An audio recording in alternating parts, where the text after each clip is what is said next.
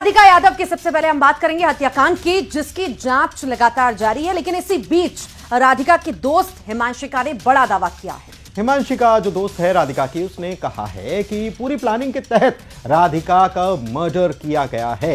हिमांशिका के मुताबिक राधिका के मर्डर का प्लान 3 दिनों से बनाया जा रहा था। राधिका के पापा उसे मारने के लिए पिस्टल लेकर आए और फिर पूरी प्लानिंग के तहत राधिका के भाई को बाहर भेजा गया और उसकी मां को किसी और कमरे में रखा गया। यह बयान उसने खुद दिया है। मैं कल उसके घर गई हूँ तो मुझे पता चला है कि एक्चुअली उसका मर्डर पिछले 3 दिनों से प्लान हो रहा था। एंड वहां जाके मुझे ये चीज पता लगती है कि उसके डैड एक्चुअली 3 दिनों से उसकी डेथ प्लान कर रहे थे। इन्हों रिवॉल्वर लेकर आए थे एंड बस उसकी मॉम को दूसरे कमरे में रखा था। उसके भाई को किसी बहाने से बाहर भेज दिया गया था। राधिका के पास एक डॉग है लूना एंड वो पिटबुल है, तो मतलब she would have also saved her, but उसको भी घर से थोड़ा बाहर रखा गया था and he waited for the right moment और पीछे से मार दिया।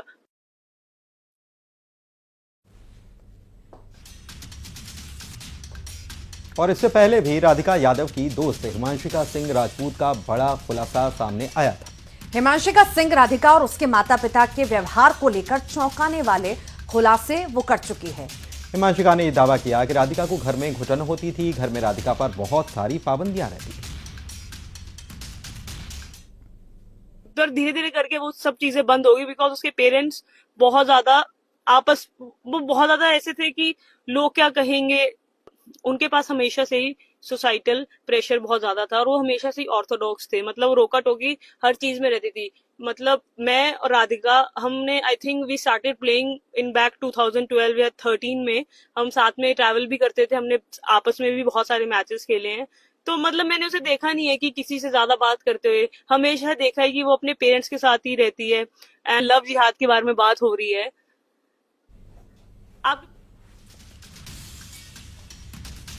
तो वहीं राधिका मर्डर केस को लेकर कई अनसुलझे सवाल हैं, जिनके जवाब जानने की कोशिश भी लगातार हो रही है। कौन कौन से सवाल हैं जिनके जवाब खोजने की कोशिश हो रही है? तो सवाल यह है कि बेटी को नेशनल प्लेयर बनाने वाले पिता ने आखिर उसे मार क्यों डाला? एकेडमी खुलवाने वाले पिता ने एकेडमी बंद करने को आखिर उसे क्यों कहा? वारदात के वक्त आरोपी पिता ने अपने बेटे को बाहर क्यों भेजा था?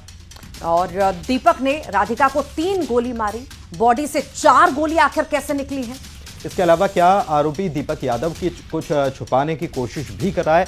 ये भी कई सारे सवाल हैं जिनके जवाब जो हैं वो धीरे धीरे करके पुलिस खोजने में लगी हुई है। हालांकि इस मामले में एक तथ्य और सामने आया है, वो बताना ज़रूरी है कि जिस एकेडमी की बात हो रही है वो एकेडमी खुलवाई नहीं गई थी, बल्कि वो रेंट पर, वो किराए पर एकेडमी लेकर लोगों को ट्रेन करने का काम करती थी। ये बात भी सामने आ चुकी है। और चलिए आगे बढ़ते हैं कुछ